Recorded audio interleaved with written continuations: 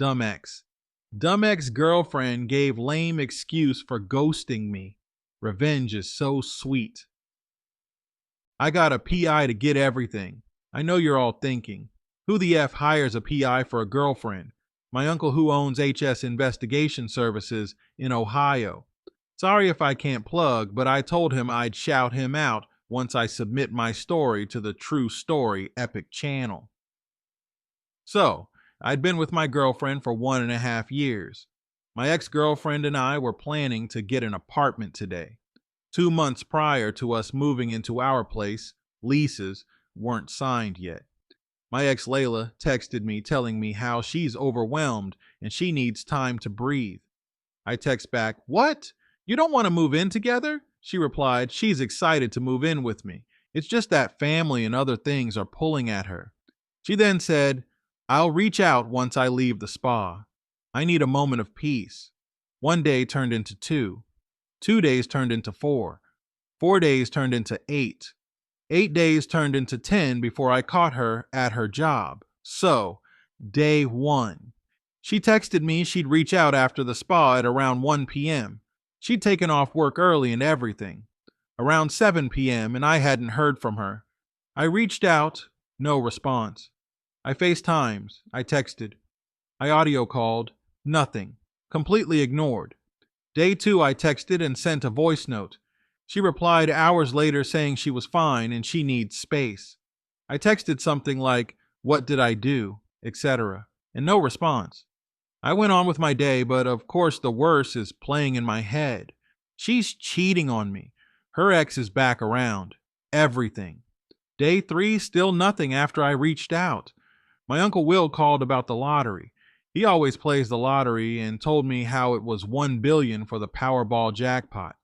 I remember saying, "Uncle, that's a horrible April Fool's joke." He said, "No, I'm not kidding. It's $1 billion, put a number in." I Googled while on the phone with him, and sure enough, it was. I told him how I wasn't in the mood to get up. He asked me, what in this world is stopping me from putting in a ticket to possibly win $1 billion? I told Unc how Layla has ghosted me and I think she's cheating, but I have no idea how to find out because she doesn't have social media, etc. My uncle told me, "You know I can find out anything, right? Your uncle's a PI, retired detective for Secret Service." I told him I couldn't afford him. My uncle tells me if I go and play the lottery, then I can split the $1 billion with him, and he'll find out what Miss Layla is up to. Deal? I said, okay, deal. My uncle asked me to send any info on Layla via text, and I did.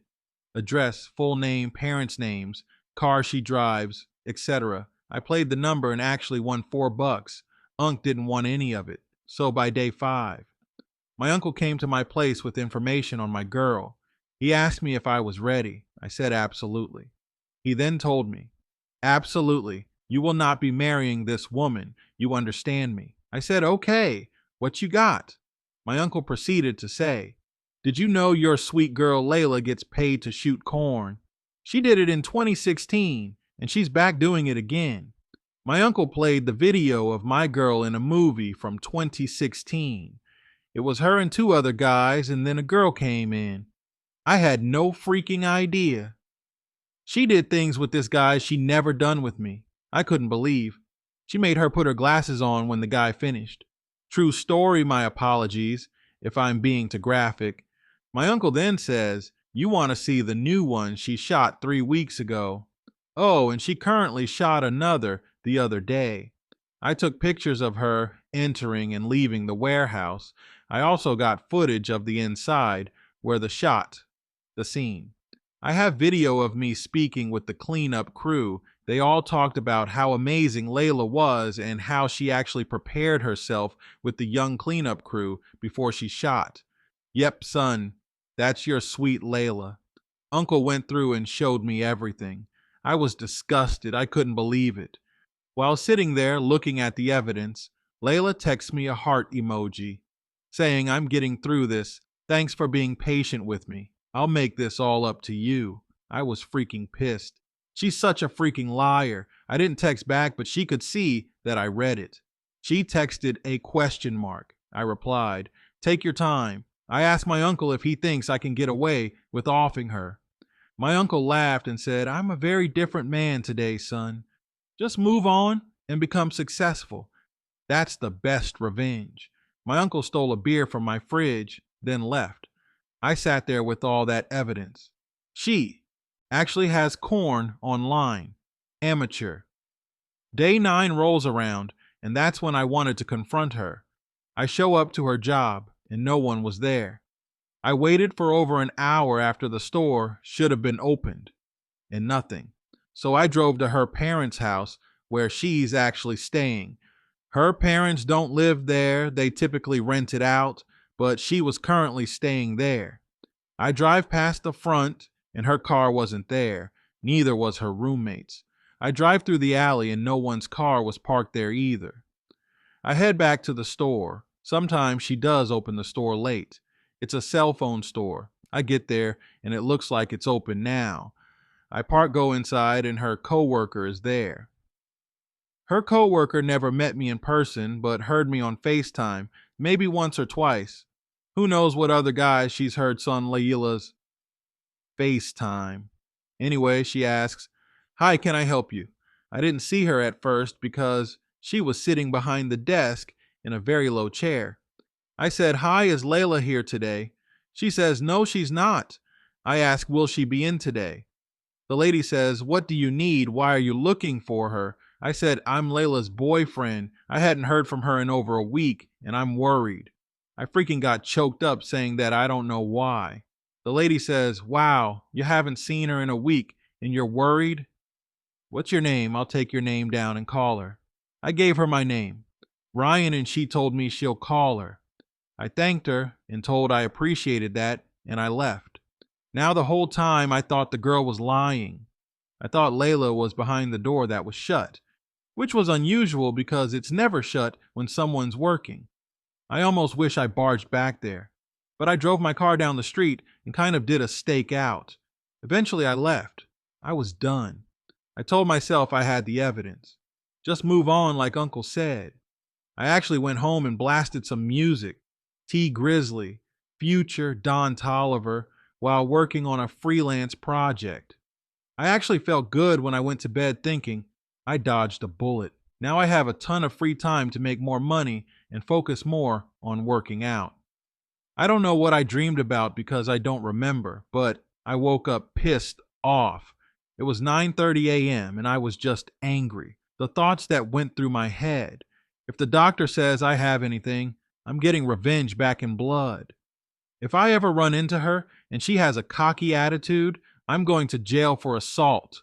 It's worth it. I literally was talking to myself saying these things out loud. I took a shower and got dressed. I decided to go back up to the store. I drove there and sure enough, her car was parked there in front. This is day 10 of her ghosting me. I go to the door and it's locked. I can see that door is open, but no one is inside, the front. I sat in the car and actually started talking with a female friend I actually started catching up with since Layla ghosted me, telling her how I was waiting at the cell phone store and the car is parked here, but the door is locked. We laughed after she said, well, you know how black folk be. She had to get off the phone as she was picking up her daughter from her daughter's father's place. I decided to leave and head to a nearby Kroger down the road because I was about to pee myself. I did what I had to do and drove back. This time, I decided to park on the side of the building because I think she saw me drive by the first time and locked the door and hid in the bathroom.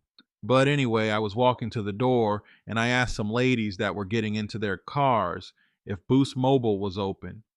They said, yeah, we just came out, so I walked in and we locked eyes. I was pissed, but honestly, seeing her, I started to calm down a bit. She was fighting a smirk. I approached her, but she's behind the counter. I asked her, so what's going on? Why are you avoiding me? I was curious to hear what she'd say. She starts saying a bunch of nonsense. I was overwhelmingly tired and I needed a break. Can't you tell I've lost my voice? She really did lose her voice and was struggling to get out words. I asked what happened to your voice and she said it was strep throat. Said she hasn't been feeling well. Then she tries to flip things around on me. I was so overwhelmed yesterday. Can you imagine how I felt when my colleague is calling me saying that Ryan was here at the store looking for me because he was worried after I told you that I needed space? How can you not respect that? I said, are you serious? Do you know how long it's been? Her reply was, 7 days. Okay, I understand your concern, but do you care about how I feel? I said I didn't even know if you were alive. She says, of course you would. I told her how I reached out to her friends and they ignored me also. And then I told her to tell me the truth. She sighs and says, I don't know what else to say. I've been getting my emotions in check. A customer comes in and she tells me to hush. Then two more come in. I sit off to the side. I knew it would be a minute because two customers wanted to buy a phone and the whole setup takes a bit. So while I'm sitting there, I have full control over the TV and the device they use to sync to the television. I put the link to the video of her online in the queue. So whomever turned on the TV next, she never did while I was there, that video would play next. Once all the customers were home, she tells me that she needed to shut the store down early because she needed to be somewhere at a certain time. I was pissed, but I had another revenge trick up my sleeve, so I was cool and I walked out. She texted me maybe 2 hours later asking how I felt when I saw her. She replied how she missed my smile and how I always rub on my head, etc. Meanwhile, I was sending links to her video to her parents and family members from an anonymous email address. I asked my uncle before doing it if it's RP, and he told me no, because it's not me in the videos with her. That next day, I get a call from Layla, which I didn't answer. She's crying on the voicemail saying that her ex-boyfriend is trying to ruin her life. She said he superimposed her face using some AI system on a corn star's body and hacked into her job's computer and played it on the big screen while customers were there and sent fake videos to her parents. I cried laughing and texted her and told her to never call or text me again. That's disgusting. Brian, her ex, sent me the same exact videos and it doesn't look fake. That's the lie I told her. I knew you were lying, you cheating bish. I blocked her and went on with my life like Unc said. That wasn't the last of Layla, so 1.5 months later, Layla calls from an unknown number. I let it go to the voicemail the first time, but it called back, so I answered. It was Layla, me. Hello, Layla. Hey Ryan, it's me, Layla. Oh my gosh, it's wonderful to hear your voice. Me. What do you want, Layla? I'm sorry to bother, but I need to tell you something. Me. What? Layla, you're going to be a father. I ended that call so fast. Oh no, you don't. Nice try, bish. My dad calls me 2 days later saying that Layla has been calling them saying I was the father of her child to come. I told my dad no way. Dad told me to think about it, and honestly, it's possible, but I prayed I wasn't the father.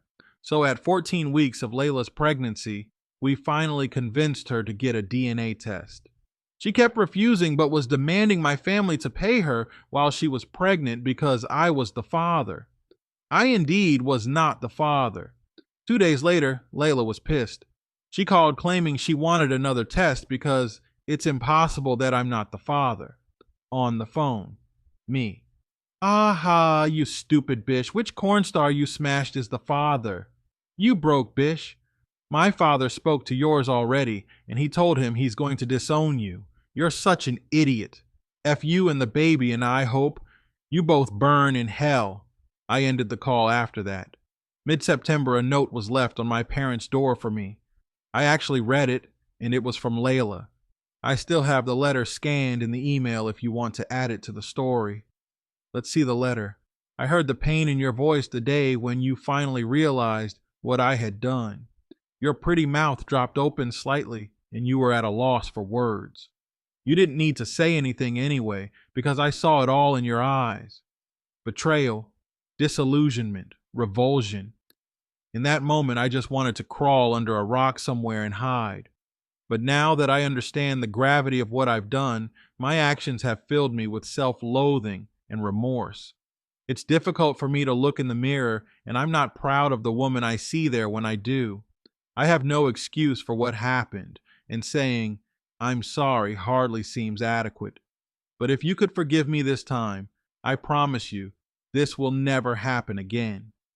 Both the suffering that I've caused you and the misery I feel now show me that breaking my loyalty causes too much damage to both of us to ever want to do it again. Whatever selfish gratification I thought I'd gain by my foolish act has disappeared like a wisp of cloud under the noonday sun. All that remains is guilt and a stronger resolve to be not only the woman you want me to be, but to be the woman that I want myself to be. I know it may be difficult to believe right now, but I really do love you and have honestly never loved anyone else.